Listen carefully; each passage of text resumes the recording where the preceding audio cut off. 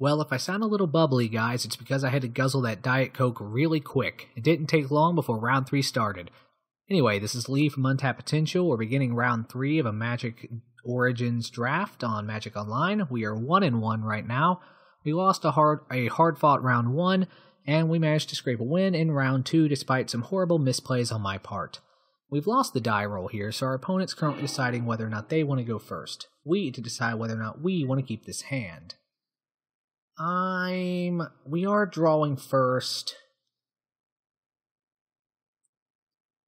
And you know what? I'm going to do it. We can drop the Bonded Construct on turn 1 for blocks if we need to. Our opponent does have a Thornbow Archer, which makes that a much more appealing option, even though we will lose a life accordingly. And we'll hope to draw some lands here. Well, Embermaw Hellion is definitely not a land. It's about the farthest from a land we can get. As long as we get to at least a 3rd land by turn 3 for Gestion Thief, I'll make do. So seeing another elf here makes me wonder if this guy's just using this card to try to do some damage, or whether he's also in green-black elves, in which case he had to split that pool with our opponent from round 1. And something tells me he doesn't have the Glint Leaf Gwaine, very Celtic-sounding name thing. I'll have to check my notes on that one, guys, sorry. Glint Leaf Dwayne the Rock Leaf? I don't know. It's something like that. So our opponent's in black-white, so it seems he may just be running this as a one-drop thing. I can't say I necessarily agree with his decision, but, you know, whatever, it's his draft. I also now strongly disagree with my decision to keep this hand, as while I'm able to power out my Sigil of Valor this turn, it doesn't enable our Bonded Construct to start attacking anytime soon, and it doesn't get our Gestion Thief onto the board. Gonna go ahead and not declare any attackers this turn, since I, can't. And our opponent's gonna probably keep getting further ahead of us. And if we don't draw a land next turn, we are in big trouble. Especially as our opponent appears to have a 3-drop. Hey, speaking of Gestion Thief, look who showed up to the party.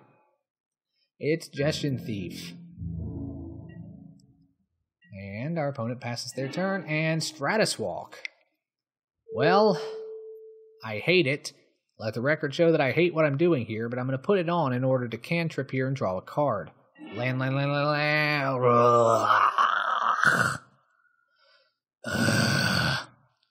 Well, we've drawn 4 cards now, and we still have not seen a single land among them, which mathematically... the math says I made the right decision, but, that doesn't much matter when those are the results we're pulling. Yuck. And now I can't block. Oh god, why? Alright, yield till end of turn. And I'm pretty sure our opponent... Well, there's the Fairy Miscreant, so, at risk of sounding rude, our opponent's running some cards here that don't tend to have a lot of synergy with each other, but synergy doesn't matter because I'm a sitting duck. So maybe I should just shut the duck up? That was a little risque, don't we think? So our opponent's going to go ahead and hit us here with his Gestion Thief, which is going to let him draw a card. But that's okay. We did keep a greedy hand, and we're getting punished for it for the 2nd time tonight. So the lesson here, kids, is don't get blinded by the bling like the Gestion Thief and the Whirler Rogue. Make sure you actually have the land to do anything. Alright, you know what? We're just not doing this. I'm not going to let the opponent slowly beat me to death as I starve from mana. We're just going to go ahead and start another much better game. I wish I knew more about what our opponent had for sideboarding purposes, but alas, I don't. And as much as maybe I could have stuck around to find out, I'm not going to waste his time, or mine, or yours. Let's try this again, shall we? Okay, yes, we would love to play first. Okay, we're not getting out our turn 2 Harbinger. We can get out a turn 2 Alchemist Vial, which will let us draw, and Scab Clan Berserker, with the sort of creatures that we saw in Game 1, is likely to be able to attack and at least beat the creature, if not get renowned. We're going to keep it, especially since Alchemist Vial gives us another chance to draw our blue source. Harbinger actually gets better later, I've discovered, bouncing their pivotal creature at a key moment. So I think this is a good keep. We'll get the 2 blue eventually. And in the meantime, we at least have a plan this time. We at least have enough to start playing things, which last time we never had.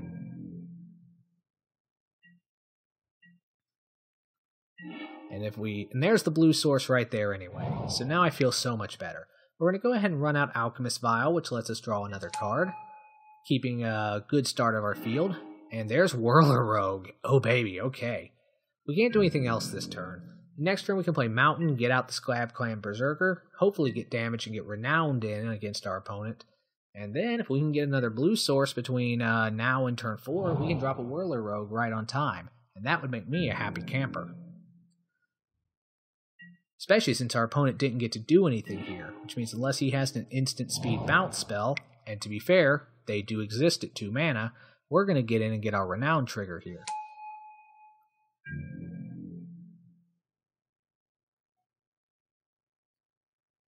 And even if we don't get a blue mana for our 4th mana next turn, we can still play the final Mountain in our hand and get out our Guardian Automaton? Automaton, okay.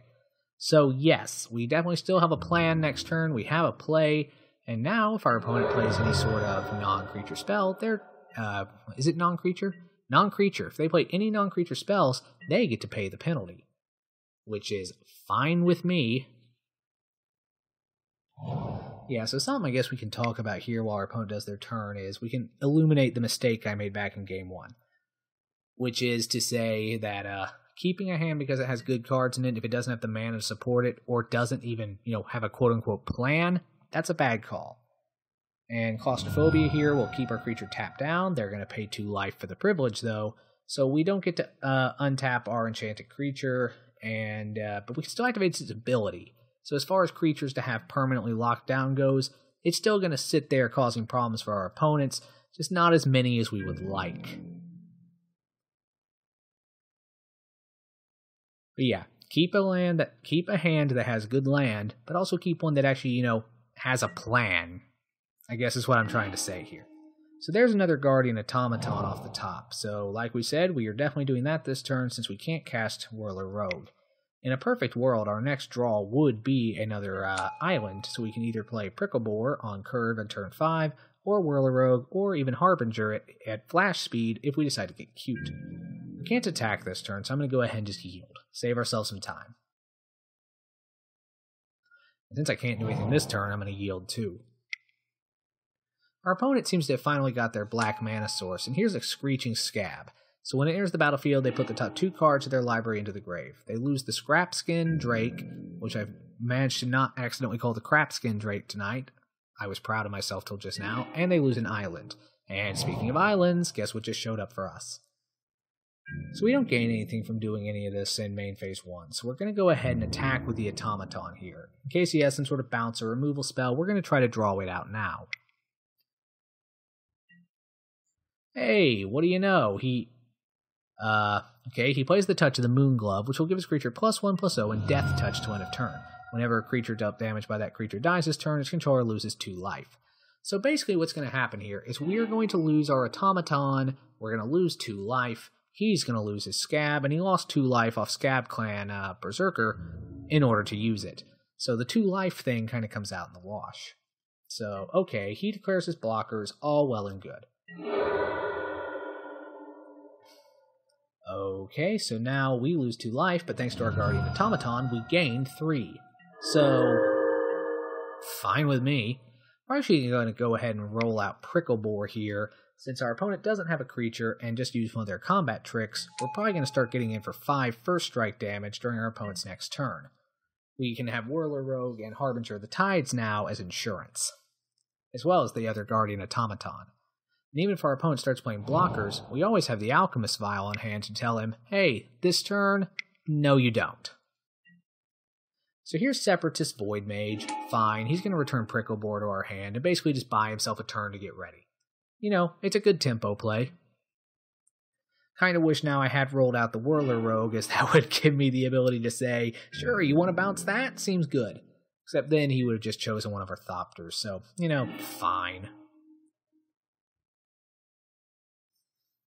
So as we said, we're just going to roll out the Pricklebore again and just keep going with that battle plan. Yield till end of turn. Our opponent now has a 2/2 on the field, which poses a little threat to our 3/3 unless he wants to play another combat trick. He goes up to 6 mana, and hopefully, since he does have 2 creatures in his graveyard, he doesn't have that big scab thing. He doesn't, he has Jeshin Thief. I hope I'm pronouncing Jeshian right. Maybe it's Jehesian, maybe it's Jehesian. I'll add that to the list of things to look up in post-production. So here's our second Whirler Rogue. Wow. Okay. So here's what we're going to do. We're going to go ahead and whirl our Rogue.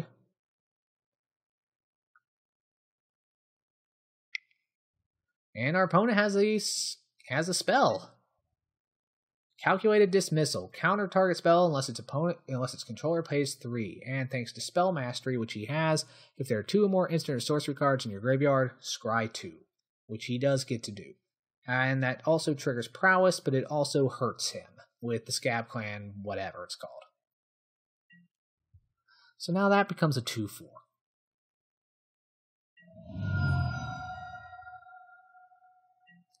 So I cannot pay 3, so it does get countered. Our opponent's super proud of himself and has no idea what's about to happen to him.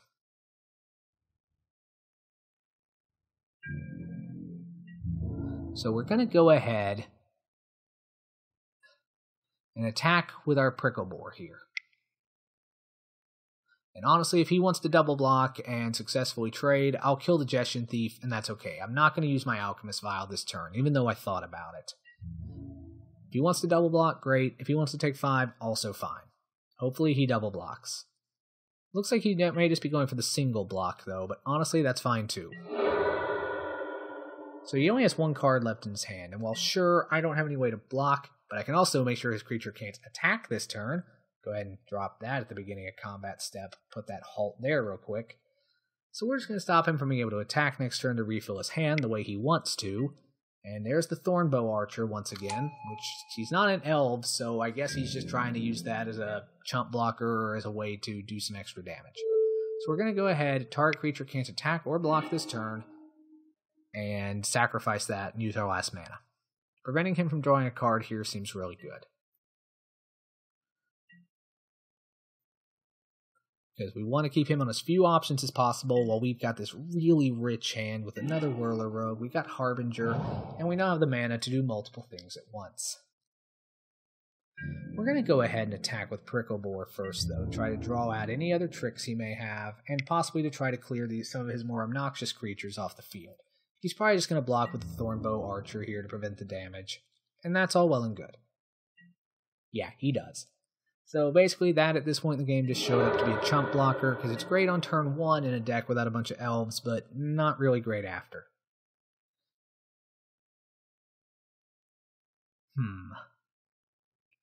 There's a part of me that wants to wait for him to attack with Jeshian Thief and then use Harbinger of the Tides as a really cheeky way to return it to his hand after he taps to attack, casting it at instant speed. And you know what? I don't have this channel to be boring. I'm going to go ahead and drop a Sigiled Starfish, which will probably stop him from attacking and thus completely ruin my clever plan. But maybe not. Maybe he'll use a trick on it. Oh, please use a trick on it. So he goes up to 2 cards in hand as he draws for his turn. I think I may have overthought my cunning plan here, but maybe not. So our opponent is tapping a bunch of mana here to do something. There's Way to the Underworld, which he's putting on Prickle Boar. So he's taking 2 more damage off Scab Clan Berserker. Fine. He's triggered his Prowess. Okay. And if he attacks, we're going to do something really cute.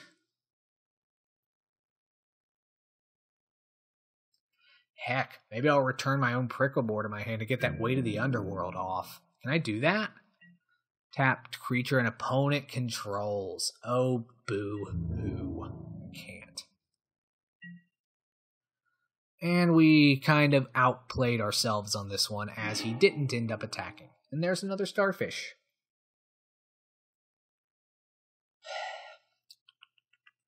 Some days I'm a little too clever for my own good, I guess. Oh well, that's fine. What we're going to go ahead and do here is we are going to go ahead and bring out Whirler Rogue.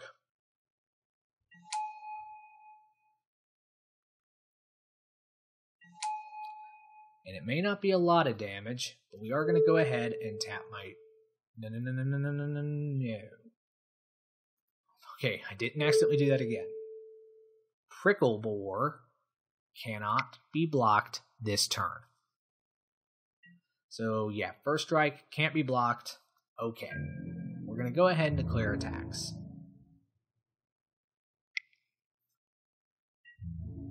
So our opponent's going to take 2 here, as they cannot block with their Gestion Thief, and if they want to spend another card to weaken my boar even further, they're welcome to it.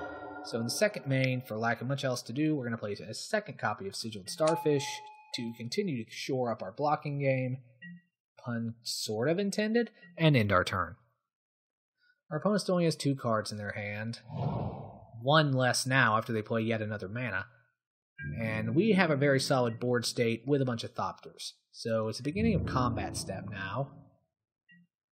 Our opponent doesn't do anything, so at the end of turn, we're going to get a scry with our first Starfish. At the beginning of each of our turns, we're going to start being able to scry 2 cards. That's going to be insane. I put an island at the bottom here, since now that we have 6 mana, we can cast anything in our deck without peril. And here's Chief of the Foundry, right on time to the party. We're going to go ahead and bring him out here to make our Thopters even stronger. And this turn, I'm not worried about anything cute. I'm just going to go ahead and start bashing in the air for 4. Put our opponent on a 2-turn clock, and since they don't have any flying creatures, there's not much they can do about it. We're going to go ahead and yield until end of turn. I don't see any point of showing him my Harbinger, since it's not really going to advance my board, since I already have plenty of creatures. And just on the off chance that he does, tap his Jahesian Thief, I can get it out of the way. He doesn't appear to be doing so, though, unless he makes some sort of final death or glory attack here. He only has 1 card in his hand. It's the same one it's probably been for a while. Fairy Miscreant does have flying, though, which will keep it, theoretically block one of our flyers, but looking at my board state here, unless I'm horribly misreading this, I'm just going to begin combat, attack with all creatures except for the Starfishes, which I didn't use at the end of my last turn, I know, and just get in for a ton of damage here. Unless there's something I'm really missing, he just does not have enough blockers to cover all this ground, not with only 4 life.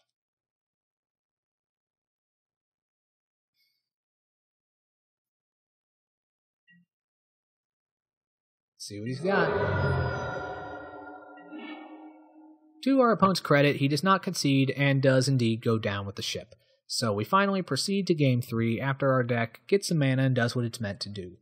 Having seen a little bit more of his deck now, I'm still not sure I want to change up anything here.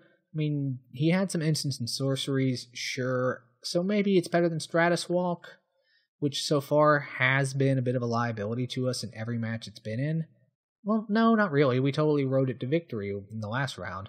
Bonded Construct, on the other hand, I stand by him being a liability. And we still have 17 creatures in this deck, so I'm going to slide in 1 cheeky negate and hope for the best. We're 1-1 in round 3. This is the final match. Okay, so once again we have some decisions to make. We have the Scab Clan Rampager, who like last game was amazing on turn 3. We have the Alchemist Vial to draw an extra card on turn 2, and a Guardian Automaton on turn 4. Unlike last time where we had 3 mountains, this time we only have 2. But I'm still going to roll with it, because we also have the turn 3 Ram Roller to take advantage of our Alchemist Vial. I'm going to keep it, and yes, I acknowledge that it's greedy, but it's what we did last time, and it seemed to work fairly well. Our opponent also doesn't have a particularly threatening start. He doesn't have a lot of renowned creatures. He's not going to run us over early. So we're going to go ahead and drop a mountain here on turn 1. We got a Starfish, not great, but if we get a island next turn, it might be what we do anyway. So we're going to go ahead and pass. Still feeling pretty okay, because we have the draw at the beginning of our next turn, the draw of Alchemist Vial, and our draw at the turn after that to get to a 3rd land. We don't much care what color it is. Our opponent appears to have only drawn their Fairy Miscreant this turn, as they probably would have played it last turn since they opened with a blue mana. Speaking of blue mana, let's see ours. Well, there's some blue mana symbols there, alright. Problem is, it's a Whirler Rogue and not an island. We're going to go ahead and play our Alchemist Vial here. Fingers crossed. We played our second land. Show me the land. Well, it's a 3-drop that's got a body attached to it, but now we're at the point where if we don't draw a land next turn, we're in a world of hurt. Fortunately, our opponent's not in a huge position to capitalize on it the way our round 1 opponent was, as so far he's just been swarming the field with a bunch of 1/1s, although that appears to be changing as a Nantuko Husk hits the field. Still, it's summon sick, we're only taking 1 damage this turn, and that's not a ton. The Nantuko Husk is going to get up to some shenanigans later, no doubt, but in the meantime, we're just going to have to take our elixir and cross our fingers. Throwing Knife is not what we needed, not even close. Nevertheless, it'll give us something to do when we get a creature out. Well, we didn't learn our lesson from game 1, I suppose, and I got no one to blame but myself for that one. But again, we've had 3 draws so far to get any land. Theoretically, mathematically, it should have happened. Still, we can cross our fingers for one to happen next turn, but he plays another Fairy Miscreant here, which does let him draw an extra card. Still, a bunch of 1/1 flyers don't intimidate me too much. The Nantuko Husk, who can eat them later to get in for a big hit, kinda does. And here's Malakir Cullblade, which will get big when any of my creatures die, but the joke's on him. I don't have any creatures.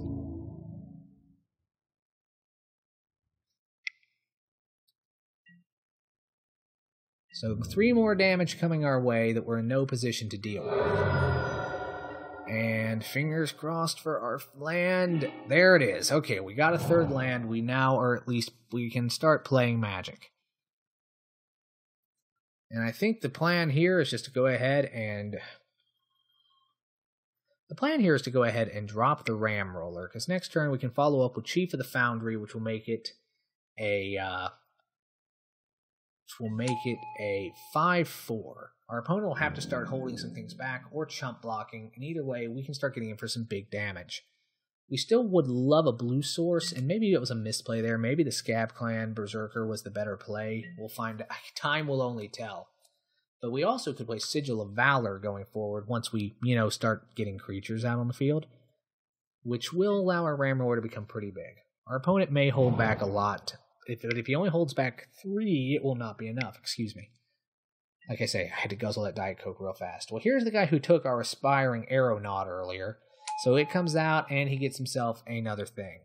Which basically means now, unless I'm very much mistaken here, next turn after this one, our opponent can just eat the whole field and attack with Nantuko Husk, since our creature will be tapped out. So our plan now is definitely to play a creature next turn. So we're at 14, and he can eat a lot of dudes.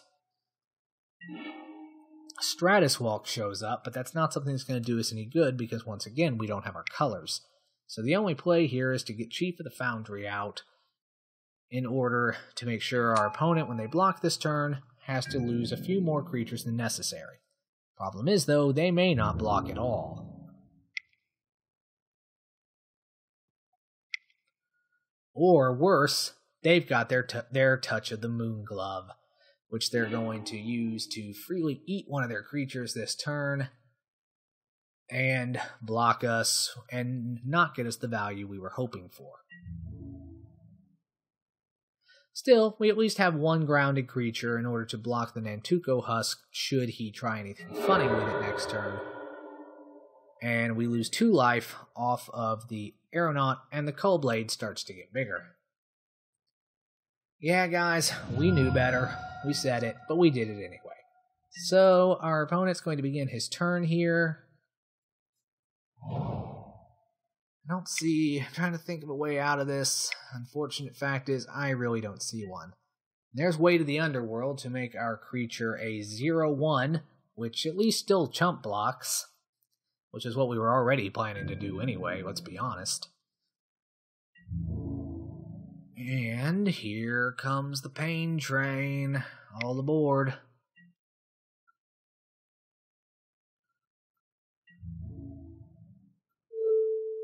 Like I say, the Nantuko Husk is the one here at most risk of pulling some sort of shenanigans, so we're going to have to block it.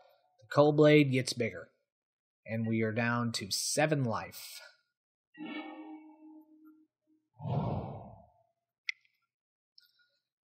Go ahead and roll out the automatons, I guess. as if we block the Nantuko Husk, our opponent is only doing 6 damage to us as it currently stands. We can't block the Cull Blade, because then he'll just sacrifice everything to the Husk. So we are in a very bad position here. But our opponent did fortunately only have 1 card left in their hand. But it's a thing. A big thing. It's Separatist Void Mage. So he's going to bounce our card back to our hand. He can now attack with impunity. And we have unfortunately been blown out by blue-black weenies, I guess? Well, it's a thing. Alright, our opponent stayed around to go down with the ship in his last game. I'm going to return the favor here. Remember me bravely, boys. Remember me bravely. Alright, he wins the match. We went 1 and 2 tonight. We kept some greedy hands, and we got punished for it. Ah well, these things happen. We'll do this again next week. I hope you all have enjoyed. This is Lee with Untapped Potential. Thanks for watching.